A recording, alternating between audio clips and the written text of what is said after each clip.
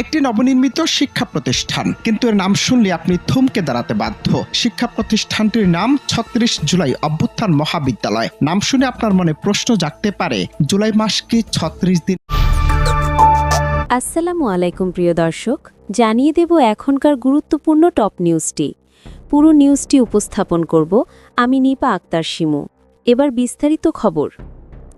ভোলার দৌলত খানের দক্ষিণ জয়নগর এলাকায় প্রতিষ্ঠিত হয়েছে একটি নতুন শিক্ষা প্রতিষ্ঠান। এর নাম ৩৬ জুলাই অভ্যুত্থান মহাবিদ্যালয়। নামটি শুনেই অনেকেই চমকে উঠেছেন।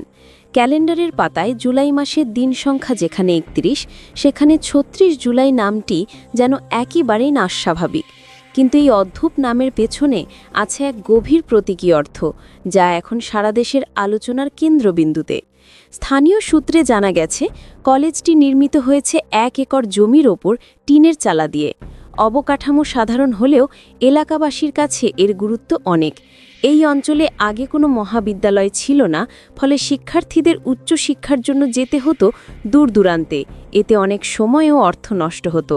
বিশেষ করে মেয়েরা দূরের পথে পড়তে না গিয়ে মাঝপথে পড়াশোনা ছেড়ে দিত, এমনকি অল্প বয়সে বিয়ে হয়ে যেত। নতুন এই কলেজ প্রতিষ্ঠিত হওয়ায় এলাকাবাসীর মধ্যে দেখা দিয়েছে আনন্দ ও আশার আলো। মহাবিদ্যালয়ের প্রতিষ্ঠাতা পরিচালক মোহাম্মদ ইমরান হোসেন জানান, তাদের এলাকাটি জনবহুল হলেও দীর্ঘদিন ধরে শিক্ষার দিক থেকে অবহেলিত। তিনি বলেন, এলাকার ছেলেমেয়েরা যেন অন্তত ইন্টারমিডিয়েট পর্যন্ত পড়াশোনা করতে পারে এবং পরে নিজের পায়ে দাঁড়াতে পারে, সেই লক্ষ্যেই এই শিক্ষা প্রতিষ্ঠান প্রতিষ্ঠা করা হয়েছে।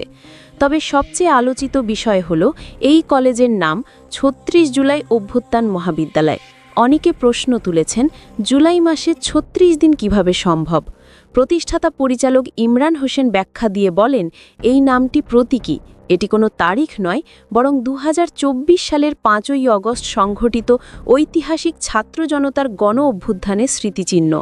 তথ্য অনুযায়ী সরকারি চাকরিতে কোটা সংস্কারের দাবিতে শুরু হওয়া অহিংস ছাত্র আন্দোলন ১ জুলাই থেকে টানা ৩৬ দিন ধরে চলে। শেষ পর্যন্ত ৫ই অগস্ট সরকার পতনের মধ্যে দিয়ে সেই আন্দোলন বিজয় অর্জন করে।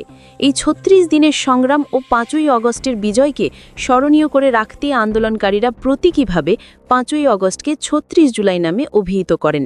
সেই চেতনার ধারাবাহিকতায় প্রতিষ্ঠিত হয়েছে এই মহাবিদ্যালয়। প্রতিষ্ঠাতার ভাষায়, এটি কেবল একটি শিক্ষা প্রতিষ্ঠান নয়, বরং স্বাধীন চিন্তা ও গণ আন্দোলনের চেতনা বাঁচিয়ে রাখার এক প্রচেষ্টা। তিনি বিশ্বাস করেন, যতদিন এই প্রতিষ্ঠান থাকবে ততদিন মানুষ ৫ই অগস্টের আত্মত্যাগকে স্মরণ করবে এই নামের মাধ্যমে। স্থানীয় এক অভিভাবক মিসেস ফাতিমা বেগম বলেন, আমাদের ছেলেমেয়েরা এখন কাছেই পড়াশোনা করতে পারবে। বিশেষ করে মেয়েদের আর দূরে যেতে হবে না, তাদের ভবিষ্যৎ এখন নিরাপদ। অন্যদিকে সামাজিক যোগাযোগ মাধ্যমে এই নামকরণ নিয়ে চলছে ব্যাপক আলোচনা। কেউ কেউ নামের সৃজনশীলতা ও ঐতিহাসিক তাৎপর্যকে স্বাগত জানিয়েছেন, আবার কেউ কেউ প্রশ্ন তুলেছেন, একটি শিক্ষা প্রতিষ্ঠানের নাম রাজনৈতিক প্রতীকে বাঁধা কতটা উপযুক্ত। তবে এলাকাবাসীর মতে নাম নিয়ে বিতর্ক নয়, শিক্ষার আলো পৌঁছানোই তাদের কাছে সবচেয়ে বড় বিষয়। সবশেষে বলা যায়, ৩৬ জুলাই অভ্যুত্থান মহাবিদ্যালয় কেবল একটি কলেজ নয়, এটি একটি প্রতীক, অবহেলিত এলাকার শিক্ষার জাগরণ ও এক ঐতিহাসিক আন্দোলনের স্মারক। এখন দেখার বিষয়, এই প্রতিষ্ঠান কতটা সফলভাবে উচ্চশিক্ষার আলো ছড়াতে পারে এবং সেই সাথে বয়ে নিয়ে যেতে পারে ছাত্র জনতার চেতনার উত্তরাধিকার। প্রিয় দর্শক, এই ছিল এখনকার গুরুত্বপূর্ণ নিউজ। আরও গুরুত্বপূর্ণ নিউজ নিয়ে ফিরছি কিছুক্ষণের মধ্যে। নিউজগুলো সবার আগে দেখার জন্য এই চ্যানেলটি সাবস্ক্রাইব করতে ভুলবেন না। ধন্যবাদ।